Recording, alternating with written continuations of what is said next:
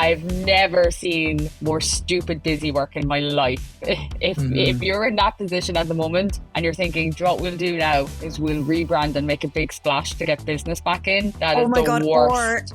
In large organizations and especially public sector, if the head person shifts, you know, the way sometimes like there's a 3-year role and then someone new comes in, they always want to rebrand. And I'm like, let it go. Like, you know, it doesn't have to match your ego. Just let it go. My name is Sian Horn. I am the founder of Elite Pilates, the Club Women's Network, a national network for women that work for themselves. I also create content. My name is Judie Russell. I teach people how to make videos through the Vid Academy, and sometimes I make videos. My name is Jen, and I am the co-founder of a digital marketing agency called Velocity Growth. My name is Jay Woodard. I am the founder and creative director of Ad32. We create content for SMEs, corporates, all different kind of products, food, fashion, all that kind of stuff. So it's between photo and video. Hey everyone, welcome back to episode 29. I can't believe we're on episode 29. I know. Jen, you have to do this episode in Spanish. If you're in Spain, you have to do this in Spanish. Sorry. Hola, ¿cómo estás? Enchiladas. Hola. Barcelona. Enchiladas. Wow. Spanish. Tacos. I'm digging a hole that's going to get me cancelled if I keep going. Yeah, correct. What I'm trying to prove is how bad my Spanish is. But yeah, I am sitting in sunny Spain. Sian is sitting in sunny Wales. I am. Really, I'm sitting in sunny Cove because you won't go anywhere else. Never leaving. Never again after this project. Never leaving that's it. That's so funny. So this episode, we are going to talk about branding and whether it's still important or not. And I put this in the group chat earlier with a mixture of other topics. We could have ended up landing on something else as well. But I thought this was particularly interesting because I was listening to, it was actually Gary Vee's new book, Day Trading Attention. And I had been chatting to Sian on it, was it yesterday or the day before, where we jumped on a call, Sian? And it just kind of changed my perception of branding a little bit. And then I happened to be chatting to Evelyn this morning about the same concept. And I was like, I really just don't think brand matters anymore. But she works in a very specific industry where she was saying, you know, it really would in mine. So I have this kind of confliction at the moment in terms of my thoughts around branding. It's because just in the last week or so, I've gotten so much new information around how I think about it. So I suppose we'll kick off first with what pisses you off about branding. So Sian, I will start with you. What pisses you off about branding?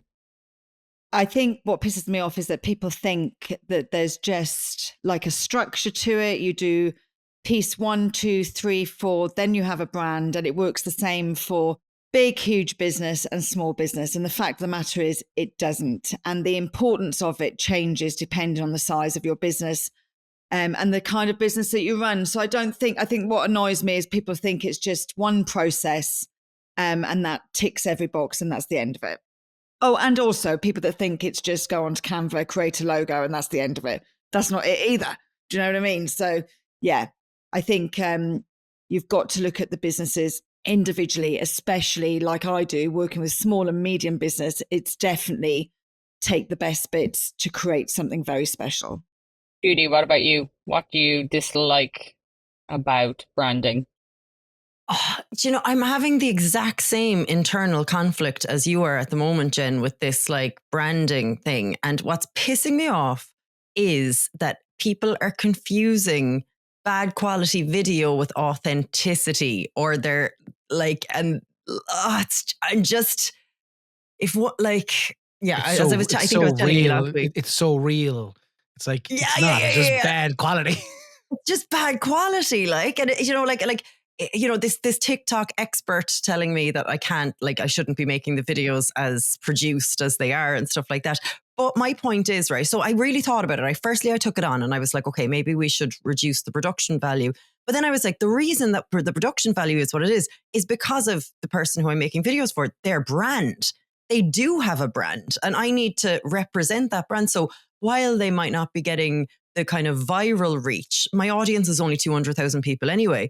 So if I'm uploading shit video and it's getting 1 million views, I just feel like that could be doing more harm to their brand than good. So I've stood firm and I've decided to keep making the professional videos. And I really think in the long term for this project, especially, that it's working.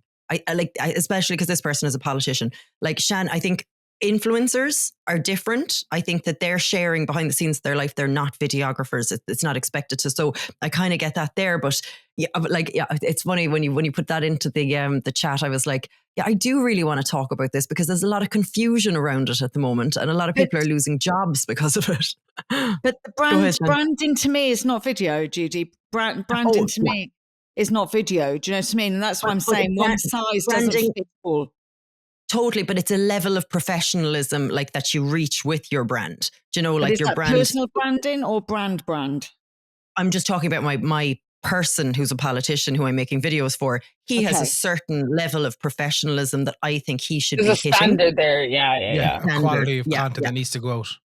So what's annoying you is, again, I think it's that people think if this is the rule, everybody should follow a rule. And I think we're probably both pissed off about the same thing. Yeah, that's it. Yeah, actually, thank you, because I'm talking while I'm thinking because I haven't formed the thing yet. So that's exactly it. Yeah. Jay, what about you? I think Sian and Judie touched a lot there on what I'm thinking as well. It's just the lack of understanding of the power of a brand. I think like it just hits home. Like if you know, like Christmas, Coca-Cola, like this kind of stuff that just resonates with the people for life of a brand, and that becomes a lifetime brand. But as Sian said, major thing for me that pisses me off is someone has a new business idea and they go to Canva and do a logo and that's it, and everyone's happy and we have a brand. And you're like, oh, sweet baby Jesus. But it is what it is. You know, like, and look, it's not people's fault either. That's what they perceive as a brand and that's what they think they understand as a brand. But the touch points that should be hit is just vital, you know? And I think people forget that if you get your branding right, it supports your marketing. It isn't your marketing. Mm-hmm. It supports your marketing. It gives you credibility and trust, and people should recognize it. To what you're saying, Sian, it provides a level of aesthetic structure to your marketing where possible. Where I get really hung up on this now is where I can't act fast enough because someone is humming and hawing over their brand. I suppose specifically in paid adverts, this becomes like a critical issue repeatedly and quickly and constantly.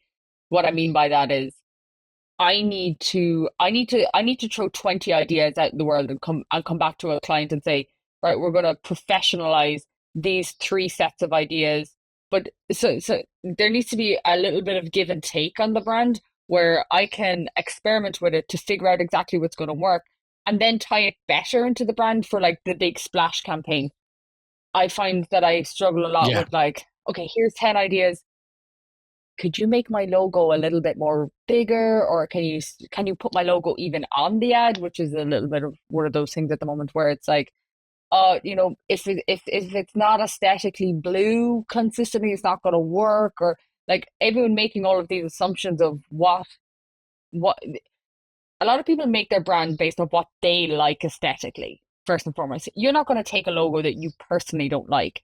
That doesn't necessarily mean that your entire audience needs to be blanketed with your brand as the core pillar approach to what's going to work. I think when you figure out what's working, then you pull in your brand, you stylize it. You can stylize it from there. But this, I think people get so, I've seen people get lost in branding to the degree where it's like, were you launching that business a few months ago? Yeah, I'm still working on like my website and my aesthetic. Have you rang anyone yet to like, have you even picked up the phone? Have you gotten your first client yet? No, I'm still kind of working on I've got to really get the brand together. But it's a sheer lack of experience there, isn't it? It's a sheer lack of understanding there, where I think like I think I'd speak to myself and Sian more than yourself, Jen, Judie. I'm not too sure about you, but like we're the scenario of right, let's fucking go. We have it. Go, move. We can fix it as we go. Where I don't know, Jen, you might need a bit more perfected like that, but I think it's a sheer understanding of people understanding what a brand is and what expected to be, or. But it shouldn't get to Jen. It should not get to Jen if that still works. Correct. Still isn't done. Yes. Yeah. and this is where I think people do forget process, like you need to do the work, you need to be happy with it.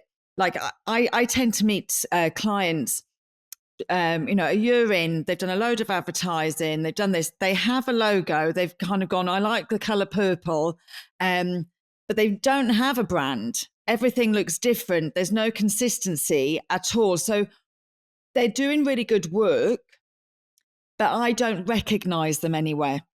Does that make sense? My preference though, yeah, but my preference is, like you're saying, that people shouldn't come to me without this piece locked You down. shouldn't be going Once back and upon forth though, saying, where do you want this? What do you want? What size do you want? What kind of color blue do you want? It should all be done. No, but what I'm saying is that the complete opposite to that. I'm saying that I shouldn't have to comply by your brand at all to figure out what's working early on. My preferential starting point is actually, I'm not really sure what we're doing at the brand.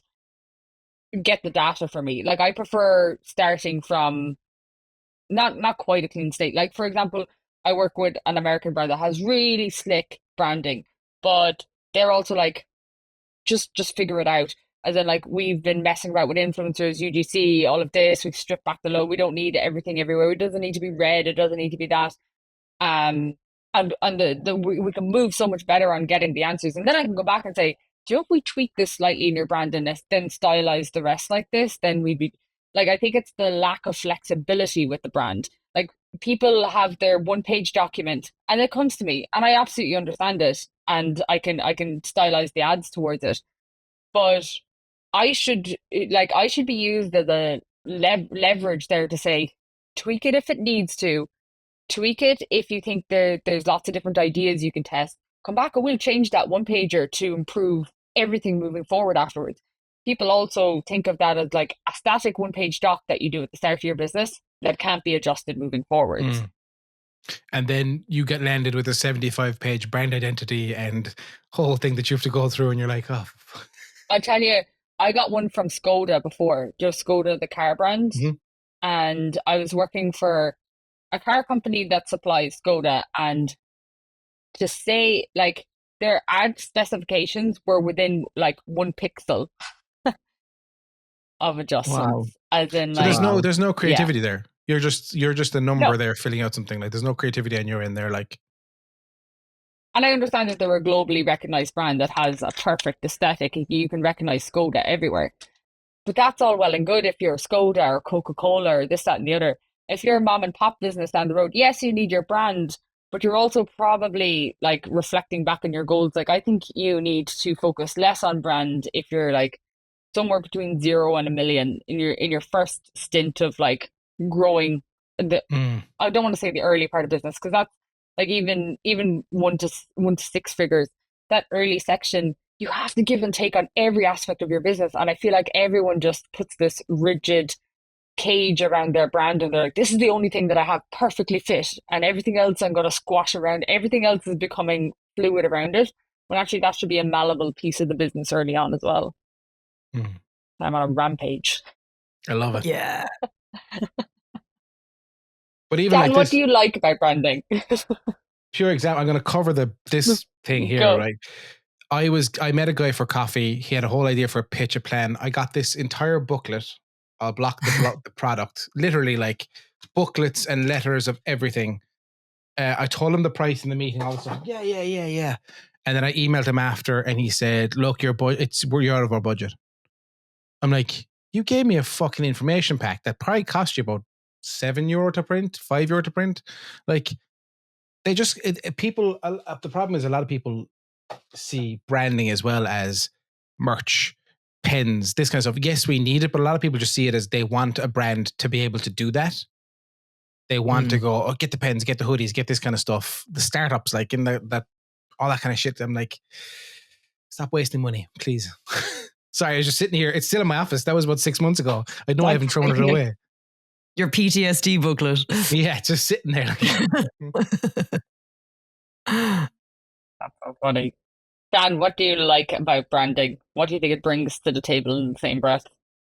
Oh my God, I do think it brings so much. And I really do think it's an individual thing. There's a lot of sort of like, the standard branding docs that you go through that just don't work for every business. And I see a lot of that actually online of people saying, let me teach you the secrets of the big players. You don't need all the secrets of the big players. You need what you need. The one thing I do love about branding is the recognition. I love that comfort and that emotional connection that I get with a brand. And that can be a small brand. I think of small brands that I really love, like just off the cuff, I could name them now. I love the look and the feel of Seabody. I know the story. I understand the person behind it. It really connects with me. I think of, Elite Pilates. My car drives around. Everybody, if I meet someone, they will say, you don't drive that car anymore. And I'm like, actually, my husband drives that car. But they recognize it. And so that's what I love about branding. I think it's important depending on your business, but I love the emotional connection that we get with certain brands and the loyalty that comes from that. I think that's, yeah. And look, you can have the best brand in the world. If the business doesn't do what it says on the tin, you don't want to be loyal to them. But yeah, I think it's really important. And also as well, when you've got a really strong brand, it attracts really good talent to your business. And so, then when you're looking to expand the business and you're looking for people to work for you, they recognize that branding. That makes you stand out to people, especially in small business that aren't doing it properly.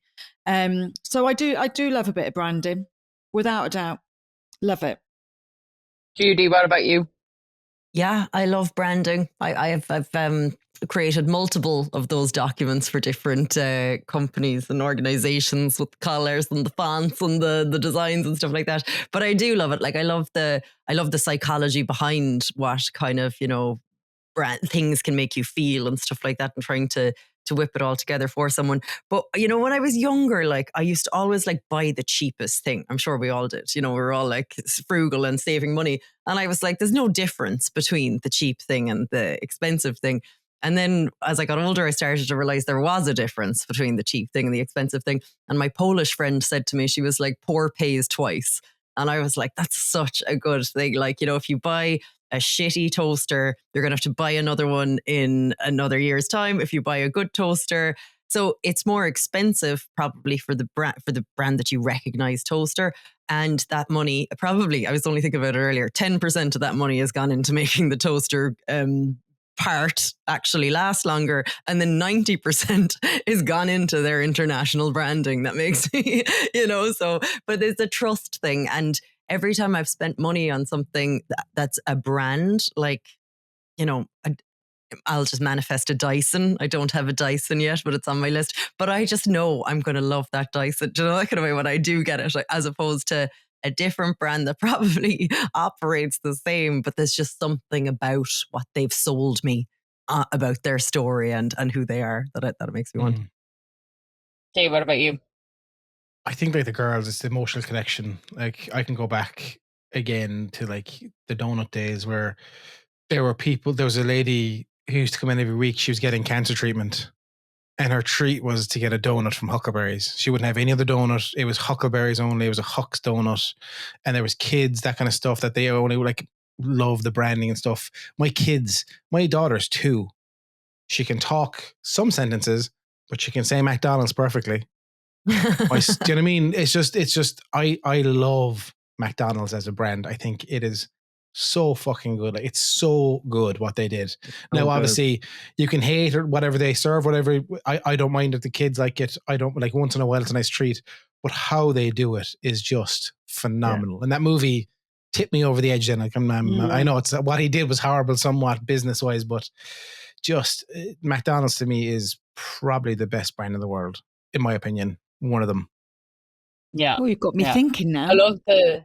I love the deeper part of McDonald's as well, the whole piece on their revenue is in property, not the actual brand or the franchise and all the rest Correct. of it, as in like they've done a phenomenal property portfolio essentially. Yeah. Jen, put the sunglasses on. Put the damn sunglasses on. Come on. Yes. Judie, it's funny because I'm in They're Wales. Not mine. Oh, they're very nice. I'm in Wales at the moment, and yes, for the last 2 days. So on Tuesday, I took my 12-year-old niece into the city to go shopping. And yesterday I took my 9-year-old niece some one-on-one time. And the 12-year-old is just starting to recognize brands now. So she wanted to go into the Body Shop. She wanted to go into Nike. The 9-year-old was like, I was like, where do you want to go? And she hasn't got into that psyche yet. And she was like, well, I'd go to, Nike, but it's a Swizz. She goes, because it's just the same as everything else. It's just a Swizz. And I thought, well, my sister's obviously instilled this into her head. But anyway, when I said, where do you want to go? The only brands she knew were food brands. She's like, oh, I like Kentucky Fried Chicken. And I was like, oh, good. And she goes, well, can we go to McDonald's? It's like the same. Took her to McDonald's. And then she sat and said, the only thing she really wants to buy, she needs to get another £30. She really wants to buy a Stanley Cup. And she's 9. So I was like, okay, this is really interesting. Because a lot of the markets now are targeting really young. There's that. Yeah, how did she know about a Stanley Cup? So her friend has a Stanley Cup. She's 9. It's all word of mouth that age, isn't it? Yeah. Yeah. And actually, recently I was going to do some work because I do a lot of skincare collaborations and stuff. And I've forgotten the name of the company, but it's Bum Bum Cream that comes in. They sell it in BTs, but it 100% is like 8, 9, 10-year-olds that are buying it. Wow. So I was like, that's just crazy. There's I was talking to a skincare expert recently who was saying that they have fierce problems with like 15, 16, 17-year-olds coming in trying to ask for like retinol treatments and all of this, where it's like, hon, you do not need retinol. You are 16 years of age. Like, give it to me. It's a TikTok issue, actually, a TikTok problem at the moment. They're trying to sort the algorithm out because they're seeing these. I mean, actually, my 9-year-old niece, her friend, they were playing hangman when I arrived. And her friend was like, oh, is my eyebrow all right? Because I've got eyebrow glue on it. And I went, you've got what on your eyebrow? Like to make the, like an eyebrow mascara. And I was like, you're too young to have that on your face. I was like, this is crazy. Is she on TikTok, Shen? She's not. My nieces aren't on that. No, but where are they getting it from? Buddies, do you think? Is it people? Yeah, but they're gonna be at the age where that age, that the cool people just above them, that is like 12, 13, and they're going to be on it. Yeah. And older sisters, you know, older sisters. Scary, isn't it? It is quite scary. But I loved the idea that branding was a Swizz. I thought it was cool because at 9 I'd be telling her it's a complete Swizz. But really interesting. And actually my 12-year-old niece, they have now banned phones from throughout the school, and they're not allowed any recognized brand on their being. So you can't have a Nike stripe on your shoe or anything. Yeah, because some parents can't afford it. Like at Christmas time, the majority of presents, if there's children listening, just turn me down. But the majority of presents that come from us are the huge presents. And the child only asks Santa for a small present. Because when they go to school and say, oh, Santa brought me a PlayStation 5, but Santa only brought me a couple of books. Yeah. Do you know what I mean? So when we try and do that with the school, we buy all the massive presents and our kids ask Santa for the very small presents, if you know what I mean. It's a good idea, yeah. Do you ever see Philomena Kunk, the BBC presenter? She does like a lot of skits, but she does these pretend documentaries essentially where like she comes at it from a funny angle. And she'll start a story about like Jesus or something and be like, it's funny how he was a carpenter who was named after the one thing you shout when you hit your thumb with a hammer. But one of her things was, it's funny how Santa he doesn't actually care too much about whether you were good or bad, but more about the financial income status of your parents. This is true. But when I was a kid, I used to buy that buy cheap, buy twice, Judie. That was my philosophy growing up, because when I was younger, I was always a large size, and when I was growing up, they didn't do large sizes. Most places, not young clothes anyway. So I would be buying from like much more adult shops. And actually one of my favorite shops was Hobbs. But a shirt in Hobbs, even when I was like 13, was 50 quid. So I'd be working all the Saturdays But I would have that shirt. I think my sister was wearing it into her 40s, to be honest, because I grew out of it. But so that philosophy, I could never shop in pennies in the days. They only went up to a 14 back in the day. So I've always bought less and got like my cost per wear most of my clothes is like ridiculous. It's like minus 4 million. I just wear, if I find something I like, I wear it over and over, and I'm proud to do it too. So I was sustainable before it was even a thing. I never knew that pennies and all of them only did up to a certain size. Yeah. That's wild. So I worked as a fitting model when I was 25, and Evans would have been probably one of the only shops that I could have shopped in. Marks and Spencer's didn't bring in till my 30s. I dressed younger in my 40s than I did in my teens. In my teens, I looked like Pat Butcher. But it was the 80s. It was all in. Even like H&M now, H&M don't stock pass in XL. You have to get all the other sizes online. Yeah. From the men anyway, I don't know about the women, but if I go to H&M, there's no point. I just don't bother. You know, I might go online and have a look, but.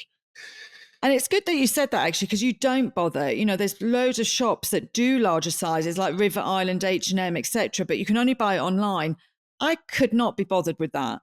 I, you know, we talk about customer loyalty and standing out and being different. And actually, I did something the other day about Marks and Spencer's. I've always loved Marks and Spencer's. Their sizes have grown with me, actually, over the years. But I've always loved it because it was the shop that I could always shop with my friends, my sisters, my mum. I could shop with somebody in that shop. And, you know, there was a time that was the only shop that I could do that. There's almost like a mental health impact to the brand in that instance, because like how shitty does it feel to go into H&M or whatever, not see it, and then have to go off and, you know, because it's almost like they hide their sizes online. Like that's a shitty thing too, isn't it? You just feel like a fat twat, to be honest. If you want to know how they feel, that's how they feel. Yeah, it was weird because I've done it before where I've got in and then I've seen stuff. I can't remember where I saw a buddy would have something. I'm like, oh, where'd you get that? Oh, H&M. I'm like, oh, did you get that in the shop? He's like, no, I got it online. I'm like, oh. Yeah, I think Dunn's is good. I think Dunn's is a solid brand, I think, in the scenario of like, obviously it's Irish, it's homemade. People love it. Irish people love it. Like all my friends now, like this price of shopping, obviously we all know is outrageous. But every single one of my group of friends say they shop in Dunn's because of that loyalty voucher, the €10 off, is it or something, whatever it is, or €40, €10 off every 50 or something. 10 or 50. It's causing anxiety around the country because if you haven't used it by the day that it's running out, everybody's got a sweat on and everybody's in the WhatsApp group going, does anybody want my £10 off voucher? I'll swap you for one that it goes off next week. Or people are buying food though, that is not going to last too long. So food waste is an issue.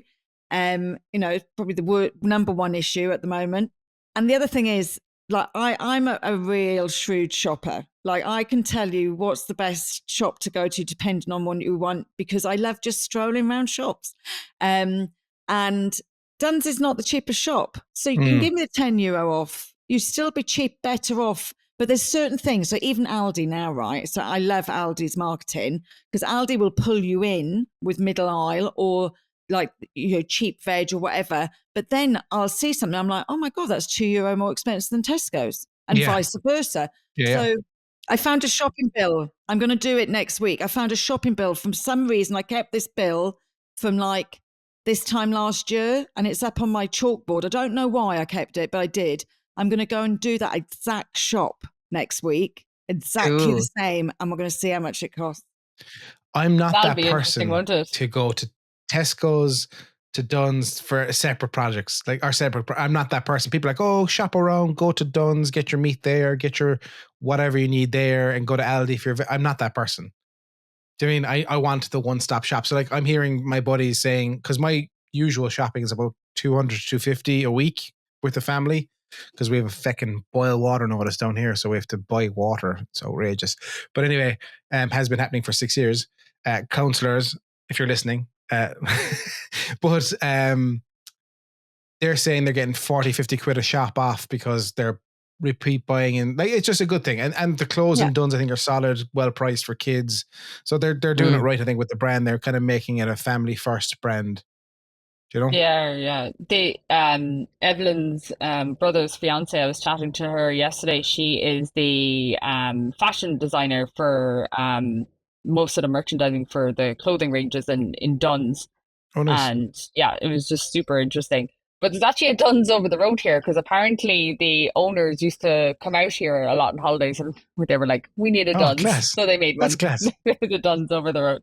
That's brilliant. But it's just homeware and clothes. It's no food.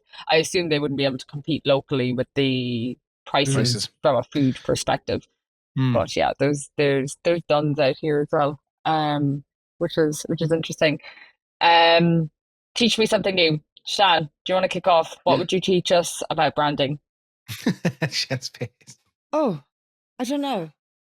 I teach you just do it. Just have I'll swap around. Yes. Can I go last? Sorry, I feel like you You just can give go me last. menus. I think I'm in a restaurant and you just give me the menus and I can't pick first. I have to go last. Go on, Jay, you're on the spot. I'm on the spot. Teach something new. I think when it comes to me content wise, let's go from my angle of content. Make sure branding is part of your 4 pillars of the business.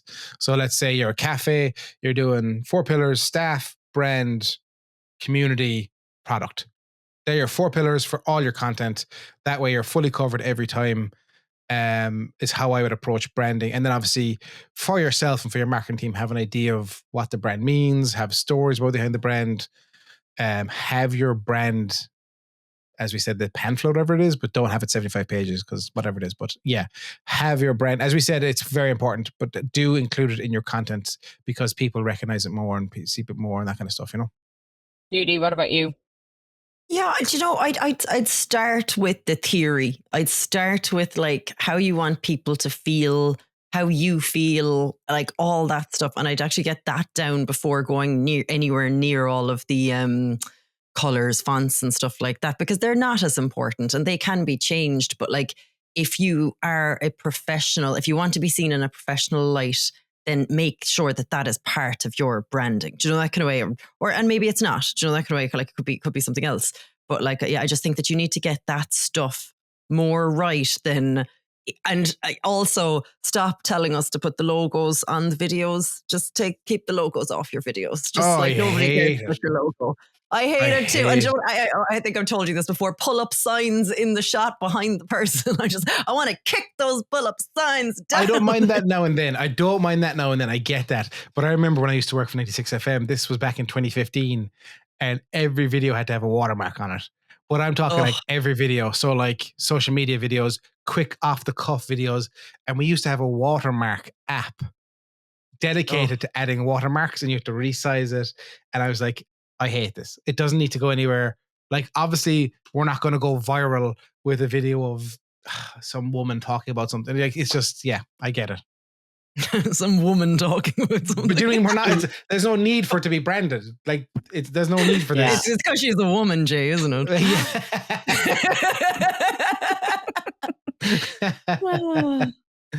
Touche. Jan, do you want to go? Yeah, I actually agree with Judie. And actually, I just pulled out because I was doing this last night. I've got a lovely little branding document here that I do with new businesses. And it is all about your why. You know, we always talk about how you make people feel.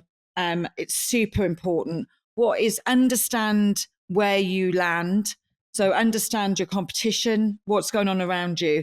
But I think it's such a big piece of work to do. And I think you should do that piece of work, understanding your why before you think about how you want to look. And then once you think about how you want to look and you've got that done, then you think about how you take that to market. But give yourself the flexibility. The other thing that actually gets my goat, so the pop-ups, the pull-ups behind the counter in the shop that the pull-up is in, I don't get that, because the whole idea of a pull-up is it's a pop-up. So it's to advertise you in other places. You don't need to advertise yourself in the place that you're in. And I used to see always back in the day, people, you'd go and pay for something and you'd be in, say you're in Dunn's, and you go, and on the counter in Dunn's would be a leaflet about Dunn's. And I'd be like, why is that leaflet in Dunn's? Like that, you know, don't advertise your business in your business, advertise it outside your business. And then the last thing I'd say is when you've got your branding all together, is think about brands that you want to affiliate yourself with, because Collaboration is really powerful when 2 or 3 brands get together. So that would be my learning piece. Start making relationships. As always, networking is really important to me. I think on my end, it's like, I guess it's just so stuck in my head after kind of reading and thinking a whole lot more about the interest-based focus of all of the algorithms, including the advertising platforms as well, over the previous formatting where, you get a follower, you put out a piece of content, get a follower, they would start seeing more of your content. That's just not the case unless their interests continue to maintain in the same breath. Um, and that refocus around what people are interested in continues to shift, and user behavior just can't be structured so tightly to that. So even when you come back to how you make people feel, you know, that starting point and that starting question for me, I'm starting to wonder, well, where's the step before that? And I think there's a step before that that's going to become more and more prominent over time, where it's like, okay, there's 12 to 15 potential ways we need to make people feel in order to do business with us, dependent on the business type. And then having to flesh those out and test those out to kind of come back to that again. I think there's going to be more of a, I guess people are going to relinquish they're going to have to relinquish some of the, like, I want to make people feel like they trust me, and just like wholly focusing on that. Yeah, okay, that's one thing. Trusting me is one piece, but maybe it's not just trust, can't be the umbrella. Maybe it's like the transparency that I give in delivering ad information, the transparency to tell them to stop spending just as much as I will spend, or the transparency of knowing that I'm always monitoring they trust me because they know I'm always monitoring the competitors as well. And it's that competitive edge, that's the actual angle. There's so many ways to slice all of the ways you make people feel, that I actually think, like, we use an experimentation framework that we call sprints. You map your ideas into, a set of sprints, and you throw it out in the world, and you come back with the data, and that data, if you've no money, is like putting out 20 videos and coming back and figuring out which one has more views. And if you have money, it's about, like, what me and Judie were working on, where it's like, here's how you're going to slice it out in the advertising platforms and get your answers really quick. Here, figure out what has the lowest CPMs, what's resonating the best, and work your way backwards through it. I think people feel like they can't do that test, that work, without having all the branding done first.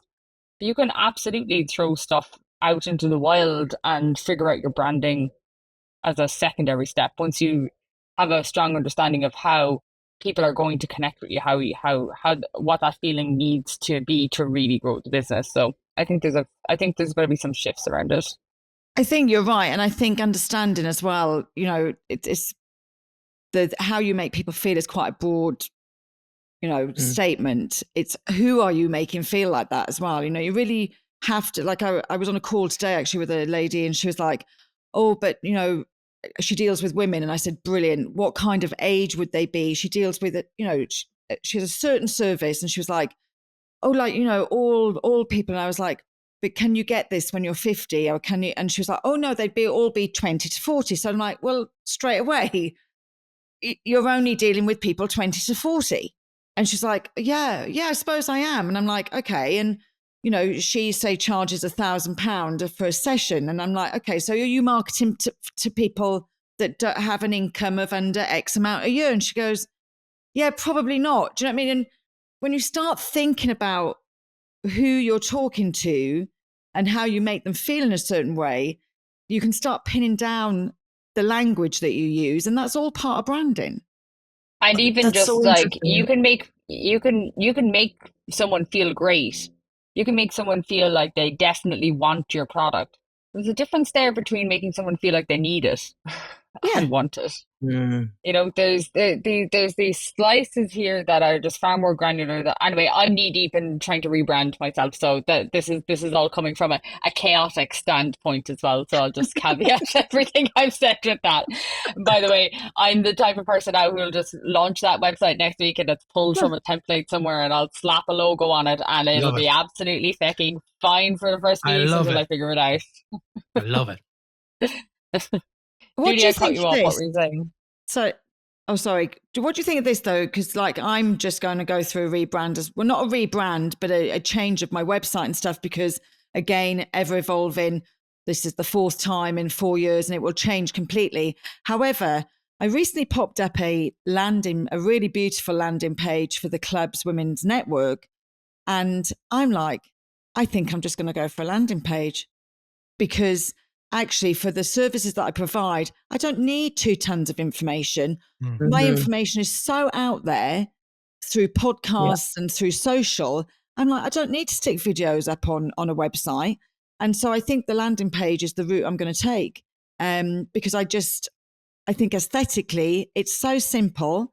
And it's not like the old days where you had one little piece of, it was literally a landing page and that squitch everything in. Now, that it's a really nice format. So I think that's something different in the brand itself.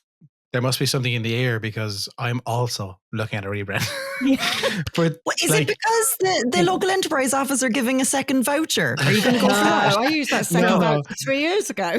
I've never gone for any vouchers with the LEO. Oh my God, it was very simple, Jay. You totally should. And it was I might look at it. I might look at it, but it's just I have me as Ad 32 has grown with me, and I think the branding now doesn't suit what we do. But like again, like that, I think Sian landing page all the way, I think as well for me. You can go to our socials. If you look, I'll have examples on the website or the landing page. Excuse me, but like rock and roll, like, do you know what I mean? Simple, quick, fast. If you want to chat, we can chat. You know what? One thing that I heard before that was very funny is there's a few reasons people do a rebrand. One like us at the moment where I'm demerging, going back into the Irish market. I need there's nothing there. It has to be done. Sian, you've evolved, and Jay, you've evolved. So you have to kind of not reinvent it, but you just have to aesthetically elevate it to the same degree. There's a lot to be said for people who are in a business that is in financial difficulty and think it's because of their branding and go into a rebrand to solve that problem. I've never seen more stupid busy work in my life. If you're in that position at the moment and you're thinking, what we'll do now is we'll rebrand and make a big splash to get business back in. That is the worst. In large organizations and especially public sector, if the head person shifts, the way sometimes like there's a 3-year role and then someone new comes in, they always want to rebrand. And I'm like, let it go. Like, it doesn't have to match your ego. Just let it go. Yeah. 100%. 100%. Right, guys. On that note, we'll wrap it there. Thanks so much for listening. Like, subscribe, do all the good things. Oh, and we have one last very important thing that we need to figure out before we jump off the call. I just realized we're going to have to do a round the table vote. Froob or Frooby? Froob. Sian?